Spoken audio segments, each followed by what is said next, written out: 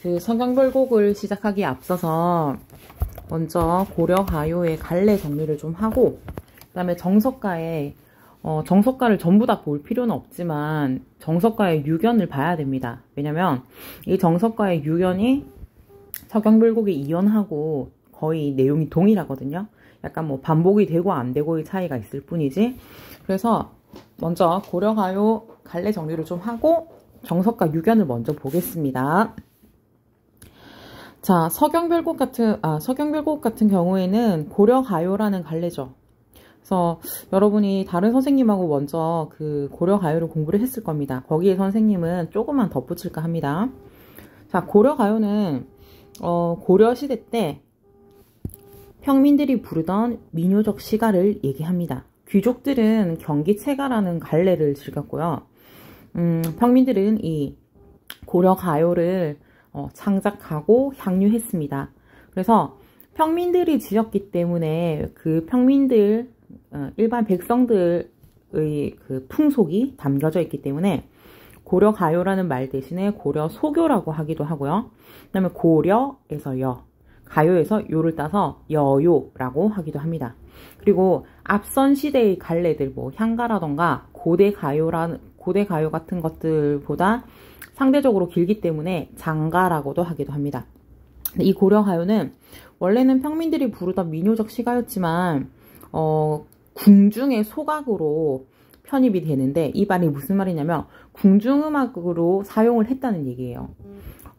이 고려가요를 소각으로 가지고 오기 전에는 그 고려의 궁중에서는 중국의 음악을 가지고 와서 공식적인 자리에서 공식적인 연회라던가 의식에서 연주를 했습니다. 그래서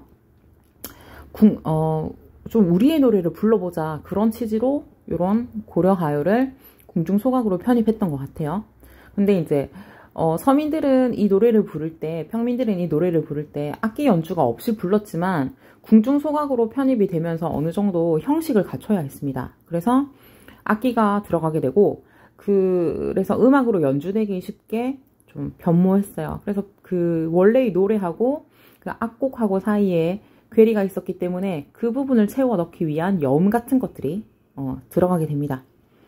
이렇게 구전되다가 한글 창제 이후에 한글로 기록이 되죠.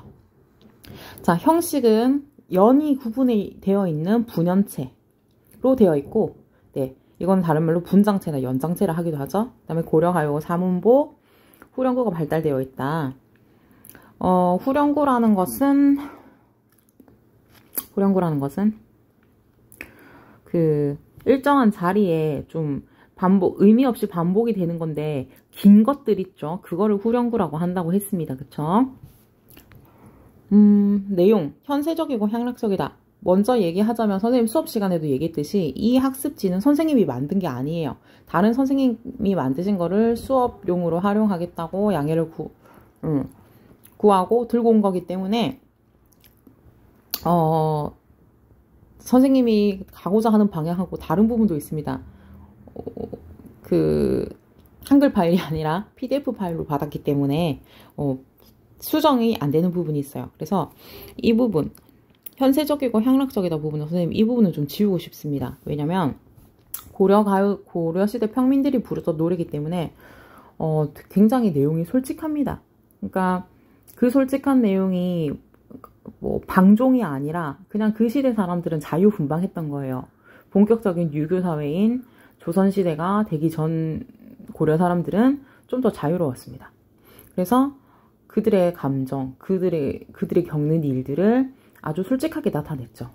그래서 조선시대 유학자들이 보기에는, 그 사람들의 관점으로 보기에는 굉장히 현세적이고 향락적으로 보였을 수도 있어요. 근데 선생님은 그냥 평민들의 소박하고 풍부한 정서를 진솔하게 표현했다라고 얘기하고 싶습니다. 그래서 노래들 중에 가장 많은 내용이 아무래도 남녀 간의 사랑이 있으면 이별이겠죠.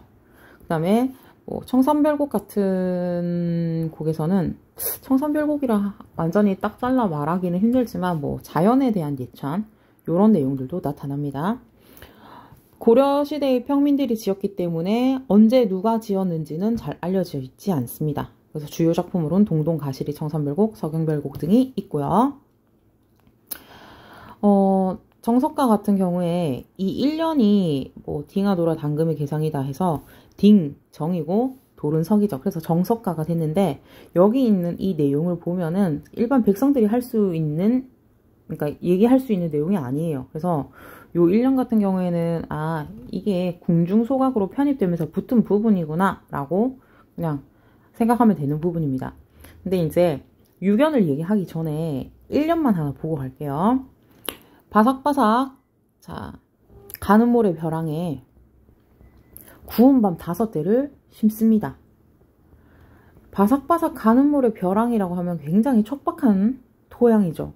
근데 거기에 무엇을 심어도, 튼튼한 씨앗을 심어도 그게 잘 안 될 건데 구운 밤 5대를 심는데요.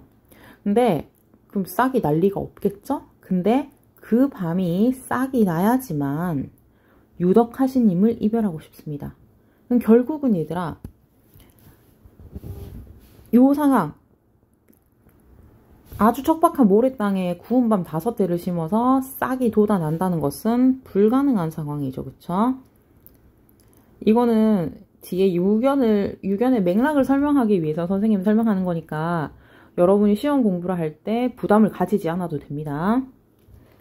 자, 불가능한 상황인데 이게 이루어져야지만 조건으로 내거는 거예요. 이루어져야지. 뭐 하겠다? 유덕하시님을 이별하겠다. 이별하겠다. 자, 이 조건이 이루어져야만 이별하겠다라는 것은 결국은 이별을 안 하겠다는 얘기예요. 그쵸? 이별하지 않겠다는 내용이야. 표면상으로는 이별을 하고 싶다고 얘기하고 있는데 진짜 속뜻은 이별하지 않겠다는 얘기니까 표현법은 반호법이 되는 거예요. 자, 그런데 이 2연부터 5연까지가 전부 다 그런 구조로 작품이 되어 있습니다. 불가능한 상황을 제시하고 그것이 이루어져야지 비로소 이별을 하겠다는 내용이기 때문에 전부 다 임과의 이별을 거부하는 내용으로 되어 있어요. 자, 그렇게 돼 있는데 그러면은 2연부터 5연까지가 이별을 거부하는 내용이에요. 자, 이별을 계속 거부한다는 내용을 얘기하고 있는데 여기 보세요. 그냥 현대어 풀이된 거를 보면 되겠습니다. 구슬이 바위에 떨어진들이라고 했어. 근데 갑자기 이별을 하지 않겠다는 얘기 하다가 뜬금없이 구슬이 바위에 떨어진다? 그래도 끈이야 끊어지겠습니까? 끈이 끊어지지 않는다는 얘기겠죠. 그러니까 너무 뜬금없는 얘기가 나와요. 근데 이제 여러분 정도 되면은 좀 눈치를 챌 수 있어야 돼. 아, 구슬이 바위에 떨어지는 상황, 끊어지지 않는 끈, 이런 것들은 뭔가 비유적인 상황을 의미하는구나 라고 생각을 해야 돼요. 자, 옛날 사람들이 생각했을 때 구슬이란 거는 우리가 생각하는 그냥 동글동글한 구슬 한 알 한 알이 아니라 요런 구슬들을 요렇게 깨어서 만든 목걸이나 팔찌 같은 걸 얘기했어요. 자, 그런데 요런 애들은 이제 뭐 유리라던가 옥으로 되어 있겠죠? 이게 바위에 세게 내리쳐지는 겁니다. 그러면 어떤 일이 벌어지겠어요? 이 구슬은 깨져버리겠죠. 뭔가 충격적이고 좋지 않은 상황, 구슬이 바위에 떨어지는 상황은 화자에게 있어서 뭘까요? 그렇죠. 이별 상황입니다. 자, 그렇게 이별이 닥치더라도 그것을 깬 것, 그 중간에 있는 끈은 남아있다. 안 끊어진다는 얘기겠죠. 끊어지겠습니까? 라고 했지만 끊어지지 않는다는 얘기니까 서리법이에요. 그럼 요거는 끈은 이별이 닥쳐도 그러면은 끊어지지 않는 것, 파괴되지 않는 건 뭘까요? 임에 대한 믿음과 사랑이 되겠죠. 네. 자, 그러면 이런 얘기겠네. 이별을 하더라도 임에 대한 믿음과 사랑은 변하지 않는다라는 얘기가 되겠지? 1000년을 외따로이 살아간들. 이게 진짜 본체네. 1000년 동안, 이별을 해서 1000년 동안 혼자서 살아간들. 이별을 하더라도 믿음이야 끊어지겠습니까? 믿음은 끊어지지 않는다. 이건 요렇게 대응이 되겠네요. 구슬이 바위에 떨어지는 거는 이별을 해서 천년을 홀로 살아가는 거. 구슬이 바위에 떨어져도 끊어지지 않는 끈은 끊어지지 않는 믿음이 되겠죠. 요렇게 대응 관계가 되겠네요. 자, 어떤 얘기인지 이해가 가시죠?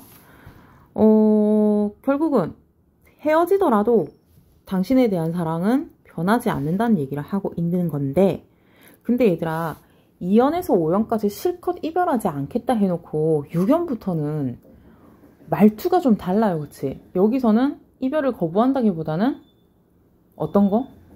이별을 받아들이고 수긍하는 분위기죠. 그러니까 2연에서 5연까지의 흐름하고 6연에서의 이 흐름이 자연스럽지 않아요. 그쵸? 이거를 좀 눈여겨보고 다음 서경별곡으로 넘어가겠습니다.